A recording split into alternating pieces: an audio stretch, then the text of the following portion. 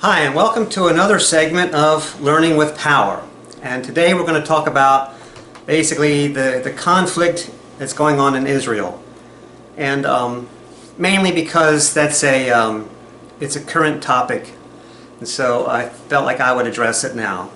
But of course you can't really discuss what's happening in Israel without a good understanding or basic understanding of the history of religion and how that plays into the current conflict that's happening, because in reality the conflict that's happening over there is really all about religion.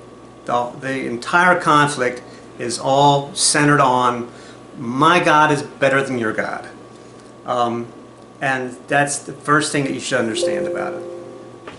Alright, so let's talk about Israel and the history of Israel a little bit too. Alright, so one thing we need to understand is we need to differentiate between what is Israel, what is Judaism, or what are Jews, and what are Hebrews. Okay, so Israel is a state. It's like a country, and that has a leader and some administration and things like that. That's Israel.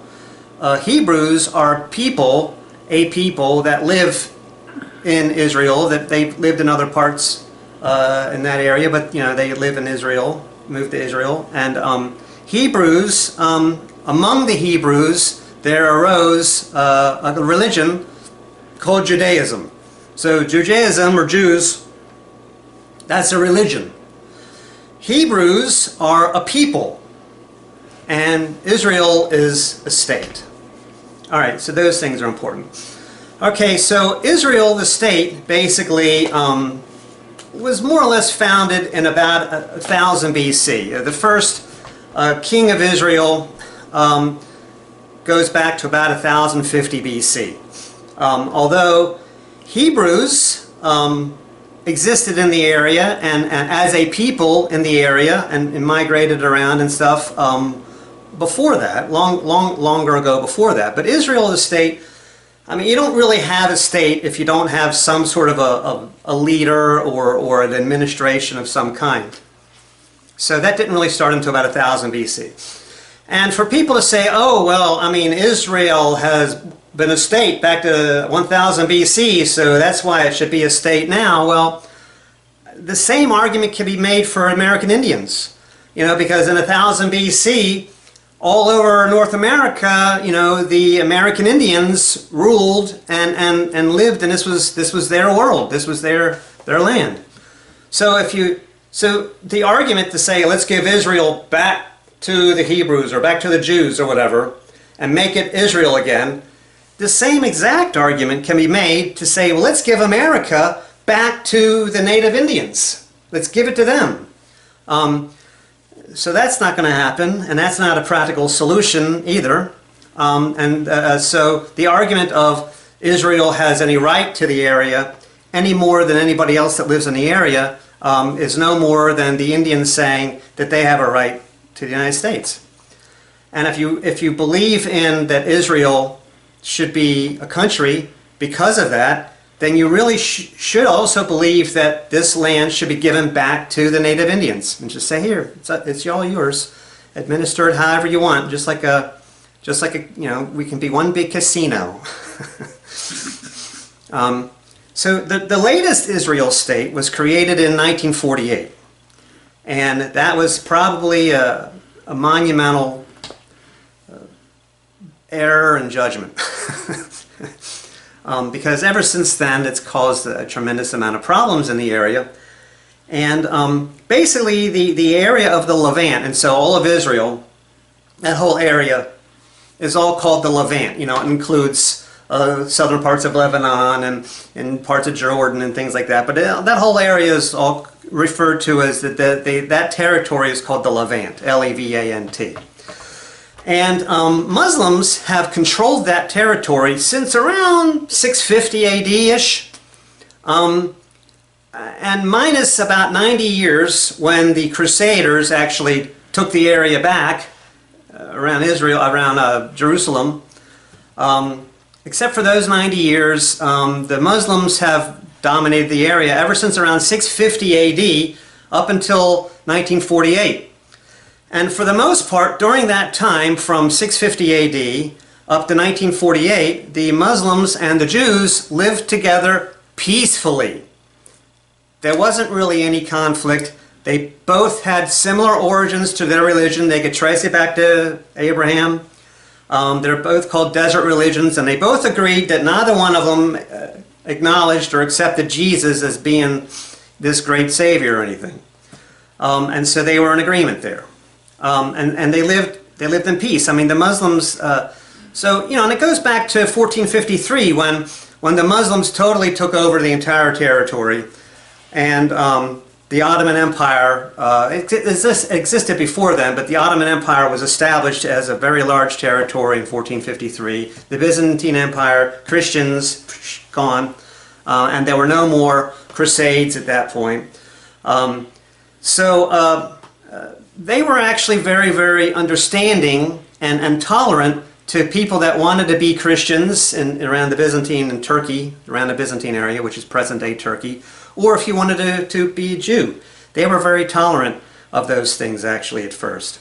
And that tolerance was good, and they lived in peace for hundreds of years, over 1,000 years.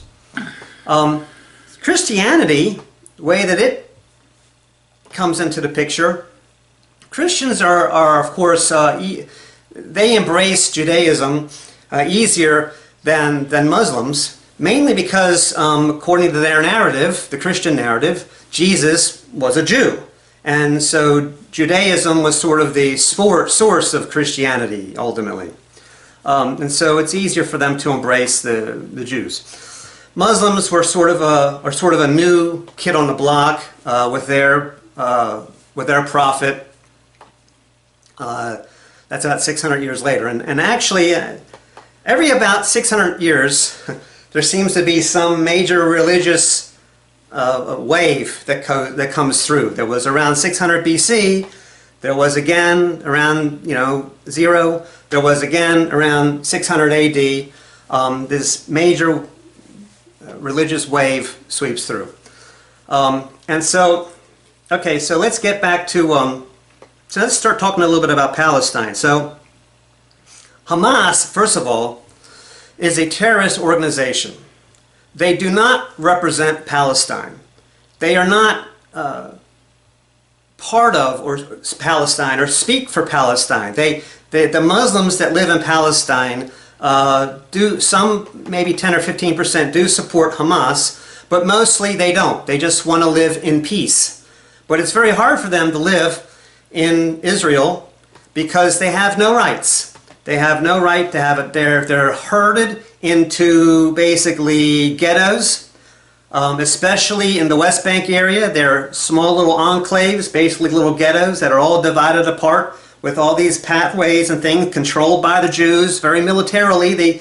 So the Palestinians cannot travel freely from one little ghetto area to another little ghetto area. It's just much like the Gestapo. And so and they don't really have very many rights. They don't really have free rights to travel. It's very hard for them to get a passport. They can, but it's very hard. And then they get an Israeli passport, of course, because the whole country is Israel. Palestine is just a territory within Israel for the Palestinians or for the Muslims or whatever. Much like what we've done with Indian reservations. We herded them onto reservations, and that territory we gave to them. It's a very similar kind of concept. But Hamas does not represent all of Palestine. That's very important to understand. Palestine has no army, nor do they have any rights. And Hamas is a terrorist organization, exactly the same thing as the Taliban or Hezbollah or anybody else like that. It's a terrorist organization, or ISIS, as another example. Okay, so Christianity started out as basically a narrative, and it really became a fad in around the first decade of the 2nd century AD, around 100 to 110 AD, is when it really started to take off, and it went viral, you could say. One of the reasons why it was able to was because of the infrastructure in Rome at the time was pretty strong enough for something like that to spread quickly. You have to have good infrastructure in order for that to happen. And that's why, in the world today, things go viral pretty quickly because we have the infrastructure for that to happen. When you did not have that infrastructure, then that's when things like that didn't happen very quickly. But around the first decade of the second century, so between 100 and 110, or basically under the rule of Trajan, is when Christianity really started to emerge. Now, the roots of Christianity go before that. Basically, Christianity was, as far as anybody can tell, was founded or invented by a guy named Paul, whose real name was Saul.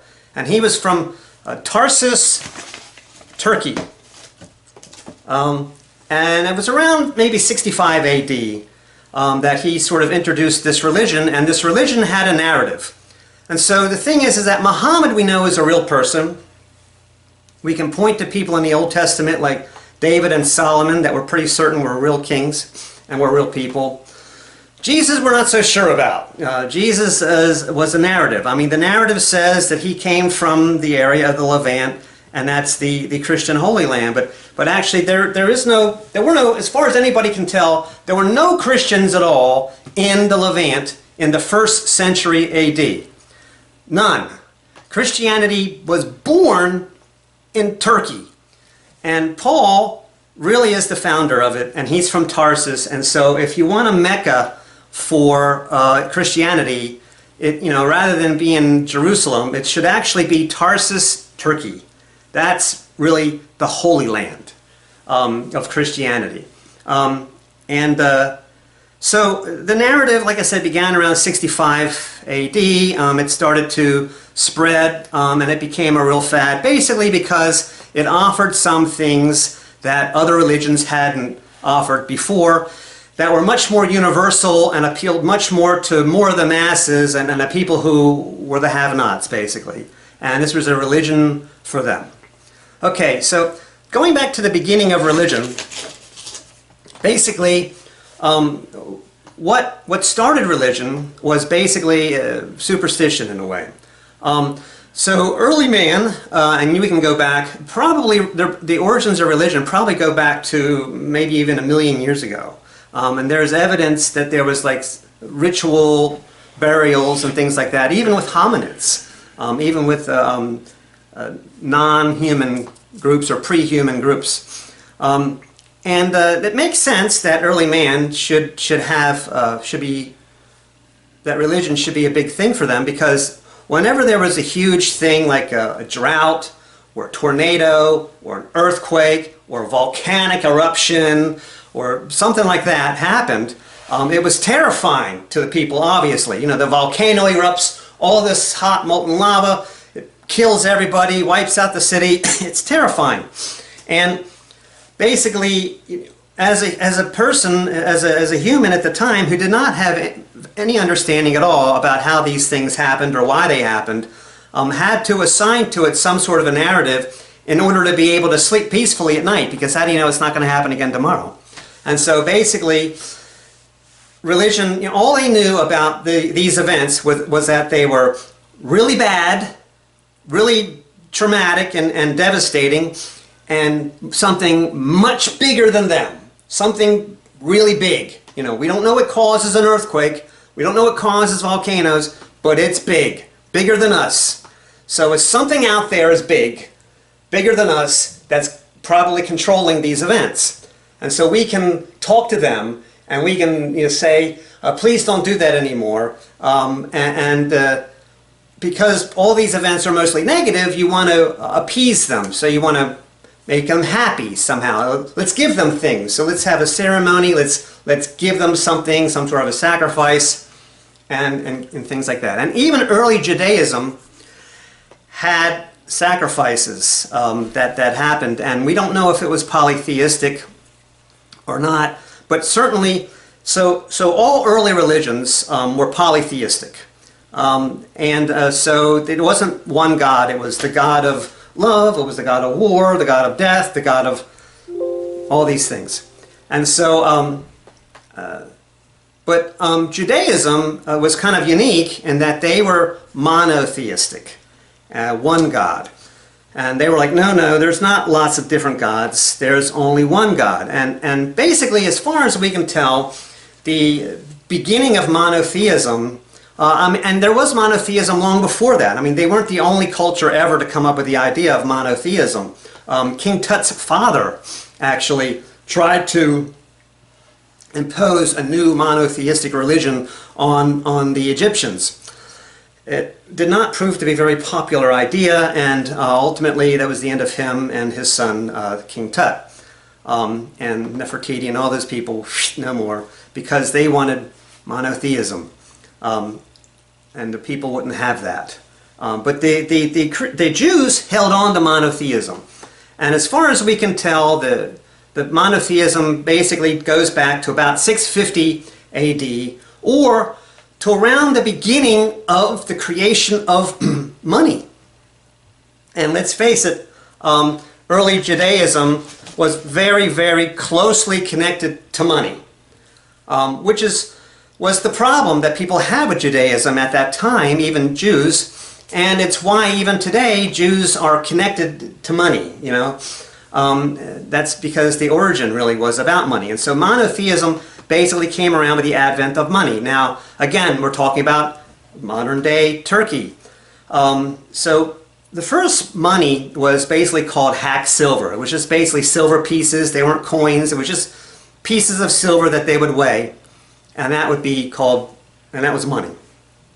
And they weren't minted or melted or made into coins or anything. And that's referred to as hack silver today. That's a modern term that we put on it. They didn't call it hack silver then. The first coins were around 600-ish BC, and they were made of something called electrum, which is actually a mixture of gold and silver. And where did the first coins emerge? Why, of course, Turkey. So again, if you want the Holy Land really should be Turkey. And the irony is that during the Crusades, we were so desperate to take back the Holy Land, and in actuality, the Holy Land is Turkey, and today Turkey very much wants to be a part of the EU, which is basically the West, Christian West, but the EU doesn't want any part of them. But Turkey wants to be part of the EU, but the West is saying no, we don't want you, which is ironic, I think, because that's actually the Holy Land, you know. So the people of the Holy Land want to be a part of the West, and the West doesn't want them to be a part of the West. And that's one of the sources of conflict between Muslims and Christians, basically. Okay, so starting around, and so that's the beginning of monotheism, and the Jews held on to monotheism. And so when the Romans came in and took over the territory in around 150 BC or so, they were trying to impose their religion, which was polytheistic, which had origins in Greece, which was also polytheistic, and they had very similar religions. And the Jews just did not want to accept that. They embraced their monotheistic religion. And like I said about with Judaism, it was actually, they would have like a mount, and then you would go to pray. And literally, you know, the biggest goat that you had, you could make the biggest sacrifice. And the more money you had, you could buy a bigger goat to use for sacrifice. So literally, it was pay for blessings or pay for prayer, which is what made a lot of people kind of angry against Judaism, because really you had to be, you know, the wealthier you were, the more blessed you were. And so it was kind of getting to be like that in around the early 1500s, you know, when you had to pay these tributes or whatever, you had to buy these things from the Pope to basically have blessings on your ancestors, and that's the thing that Martin Luther spoke out about. These are things that the people in general, the general populace, says, whoa, wait a minute, you know, how rich I am is how blessed I am. That's not right. That's not fair. So anyway, moving on. So to about so when the Romans took over, the Jews were very defiant, and that was the thing that really set the Jews apart and made them special, because everybody else was okay with monotheism, but not the Jews. The Jews held on to monotheism, and that's where this whole narrative of Moses comes about, was that he believed in monotheism. And And so that was considered to be special. And then they were looking, and so once the Romans took over, the Jews started looking for something to deliver them, from this oppression and this tyranny that they were suffering. Okay, so what have I not covered? Okay, so Israel, like I said, began around 1000 BC.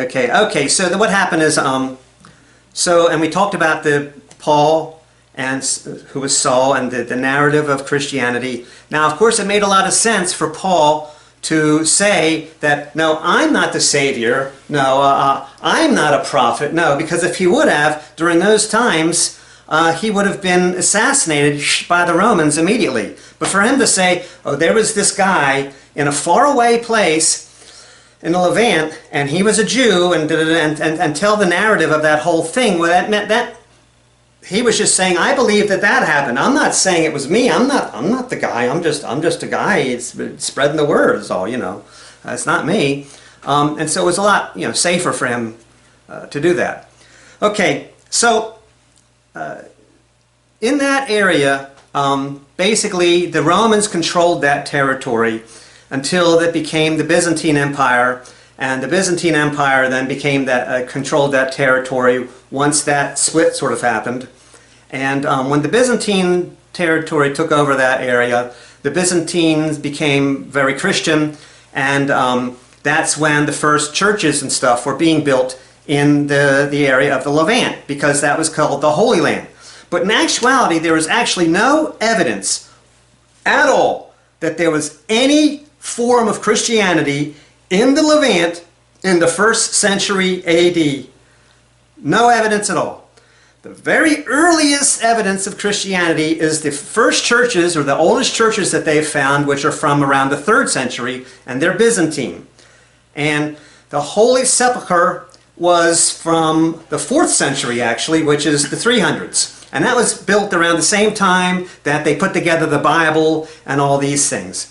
And the Byzantines controlled this territory until the early 600s, when, as I talked about before, Phocas really destroyed the whole thing. He made a mess out of the whole thing. And the Byzantines were in just the most brutal, vicious, knock-down, drag-out wars with the Sasanians, who were the Arabs at the time. And they were fighting each other very ferociously. Khusru II, who was called Khusru the Great, made a lot of strides toward, defeating all the Byzantine armies. And now the Sasanians at that time, they were Zoroastrian. So that was a religion that they practiced. And so if you've ever seen a movie like the Arabian Nights or Sinbad or something like that, and you see the woman with all the different arms and all the things and the serpents and the animals and stuff, that all that comes from Zoroastrian. And the origins of Zoroastrian are with Hindu in India. And that spread northwest into the Middle East, and that became the religion of the Middle East. But because of these wars, not only did it devastate the Byzantine Empire financially, it really even more devastated the Sasanian Empire and all the people that lived in that area. So like Jordan and Saudi Arabia and those places became very poor. And out of this poverty and desperation arose this guy who decided to embrace monotheism, and he says that he saw some prophet that came down, and he says, some guardian angel Gabriel came down, spoke to him. So he says, I'm a prophet for this new religion, and it spread very quickly, and they developed an army, and they became, religiously inspired, soldiers, which is the greatest inspiration that you can have as a soldier. And so they formed a very powerful army, and so that started to run roughshod over a territory that had been wiped out by the previous 50 years of war. And so they just rolled across the Levant and basically took over the Levant around 650 AD. Heraclius couldn't really do anything about it. And then they rolled into Egypt and rolled across North Africa. And North Africans, some of them, there was a small percentage were Christians, but not too many. Interestingly, where there was a lot of Christians was in Ethiopia. And Ethiopians were very resistant, and they held on to their Christianity. It's kind of one thing that separates them. It's kind of a special place. And in fact, Ethiopia is the only place in Africa that was never actually colonized. And one of the reasons why is because of its Christian origins. And so the Muslims swept across North Africa, and they got rid of the polytheism that existed from the Roman times. They got rid of that, and they said, no, there's one God. And the only way to get to that God is through Allah. And so that differentiated from the Jews. So the reason why monotheism started around the time that money began is because when money began, then it was like, oh, wait a minute, no, there's only one God. And the only way to get through that God is with me. And you have to give tithes, or you have to give donations or whatever to the church or whatever in order to have blessings from God. And if you give, I'm the head of the church, and if you give blessings to the church, then I'll tell God to give you a blessing, and so there's just one God. You can't go around behind my back or talk to other gods. There's only one God. And so that's why I came around at that time. And basically, Islam was the same thing. There's only one God. And the only way to get to that God is through the Prophet Muhammad, and that's what they believe. And that was, like I said, it's a new religious thing that was 600 years later. And so they kind of don't understand why Christians don't embrace Muhammad, because they're like, well, it's the new, Jesus was the new thing, and now Muhammad is the latest thing, so what's the problem? You rejected Judaism with Christianity, you want what's new and up to date, right? So what's the problem? Anyway, so they ran across North Africa and into Spain. They built Alhambra near Granada. Seville was Muslim at the time, and they went up through the eastern part of Spain, across the mountains, and into France until they were stopped in the early 700s by a guy named Charles Martel, who's known as Charles the Hammer, father of the French kings, Pepin and later Charlemagne. And actually, as it turns out, and I can prove it, I am actually a directly descended from Charles Martel and Charlemagne, I'm proud to say. And actually, I've got like several different lines, like 3 different lines that go straight into Charles Martel. Charlemagne is a little bit more dodgy. It's got to go through like 2 mothers. You got to, so like not father, but yeah, that's another story. I kind of like Charles Martel as in history for that reason, because he was a great grandpappy. And Charles Martel was called Charles the Hammer, and he stopped the Muslim invasion there. Now, after the Byzantines were totally wiped out and the Muslims came in and took over that territory in 1453, and it was the end of the Byzantine territory, they did continue to push westward, and there became all these wars between the Bulgars and basically the Muslims and the Bulgars had a lot of wars, and the Muslims pushed forward all the way until Vienna, the big Battle of Vienna, until they were finally pushed back. But basically they were kept out of Europe at that point. Now, like I said, for all this time, the Jews and the Muslims in the Levant got along together peacefully. That's an important point to understand. And the reason why I'm talking about history in regards to this issue is because really you cannot fully understand what's happening. You cannot really fully understand the situation today unless you know history. You can't just have a knee-jerk reaction from pictures you see on TikTok. That's not the way to fully understand anything, especially something like this that has origins thousands of years ago. You have to understand how it came about. Okay. So you had, yes, so I was saying the Turks and the Bulgar Wars up until the 1600s. Okay. All right, so they lived in peace. Okay, so Jews and Muslims lived in peace until, and so then after the Sasanians, going back to that time, around 650, Muhammad got rid of them. The new land in that area was called Tabaristan, and that was what predated the Ottomans. All right, and then the Turks and the Bulgars that were fighting gave way to the giant Ottoman and powerful Ottoman Empire that was right next to Austria-Hungary. That was also a giant empire as well. So it was two giant empires that were next to each other. And that's how they were in the 1800s. Up until World War I, when basically the Ottoman Empire fell, and they fell under British control. And after World War I, the British called it Palestine. And for 30 years, it remained peaceful as a place called Palestine, which was basically under British authority. That brings us to, of course, World War II. So in World War II, of course, the Jews were persecuted by the Germans. And so after World War II, they proposed a new state in 1948. And they said, well, basically, we want to make a state where it's safe for Jews to be, because they have been persecuted all throughout history, and mainly because of the narrative that they rejected Jesus, more or less. And so they were considered to be less holy in the West, which is where all the power was.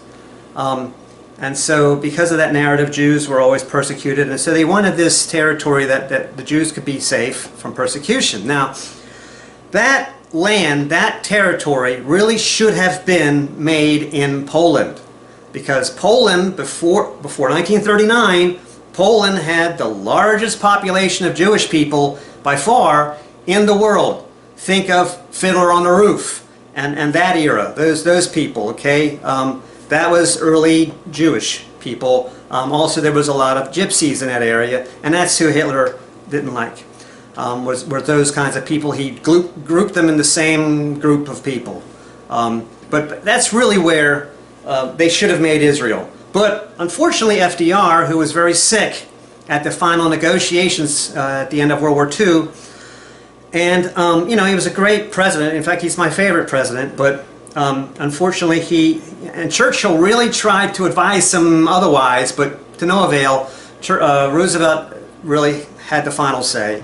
And he gave all this territory unnecessarily to Stalin. And so we lost Poland. We lost the eastern part of Germany. All we had was a small western part of Germany. And so the Palestinians in Israel at the time, in 1948, said, why don't you make the territory in Germany? But, already Germany was a small area, and it was Germany. You can't just call that Israel. And so they were like, but also there's this narrative that's the Holy Land, that the Christians still hang on to, that's the narrative. And so the Christians and the people in the West and the Americans and the Brits did control Palestine. They said, no, we're going to make this Israel.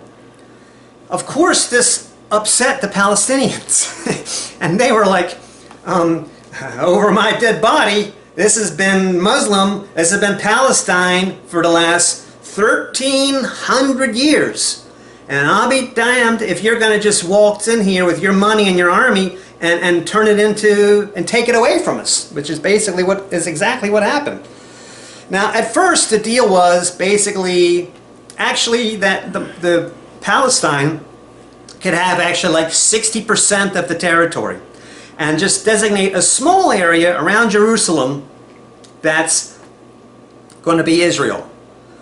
That was the initial proposal, and they should have, in retrospect, the Palestinians should have just said, okay, we'll take that, thank you. But they didn't. And so then they got upset about it, and so then the territory became less, and then the Muslims got upset and they pushed back, and then they had the 6 Days War in 1967, and they lost more territory, and then you have the very disastrous Yom Kippur War in 1973, which was basically the end of Golda Meir's rule. Basically you have the Jews and you have the Israel state pushing further and further against the Palestinians.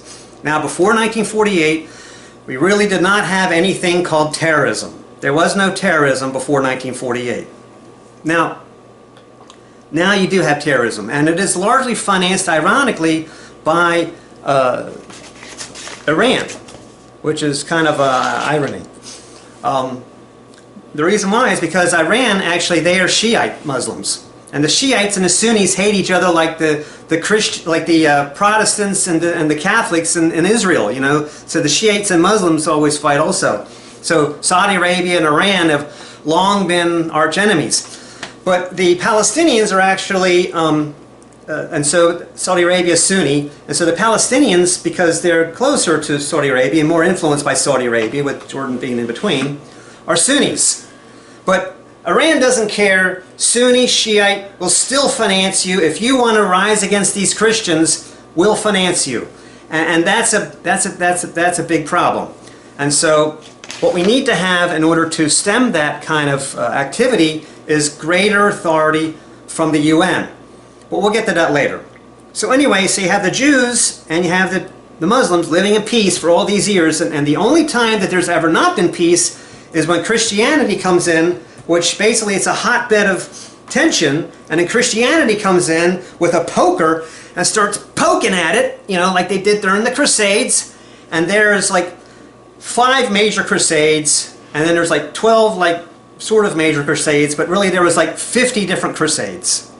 And the first one was successful. It was a big crusade, well funded, lots of soldiers. They took over the area around Jerusalem, and they made a new territory, and for about 95 years they ruled that territory. But then it was taken back over again by what they were called the Saracens at the time, and they never had control of it ever since, despite efforts all the way up until the end of the 1300s. Okay.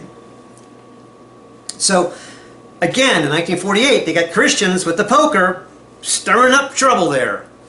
And so they designated this area of Israel. And so the Israelis, like I said, they have systematically tried to encroach and push the Palestinians into smaller territories and also take more of their rights away. And all this, of course, pisses the Palestinians off, and it pisses off all of Muslim, because they look at it as like a crusade again. You know, it's the Christians against the Muslims in the crusade, you know. Now we have this new leader that comes in called Netanyahu. And Netanyahu is basically a tyrant. And if there is a Hitler in the world right now, it's Netanyahu. And he has basically gotten rid of democracy. He's basically become a dictator. He's extremely conservative. And he has even said in his doctrines and in his speeches and things that ultimately he wants all Muslims exterminated.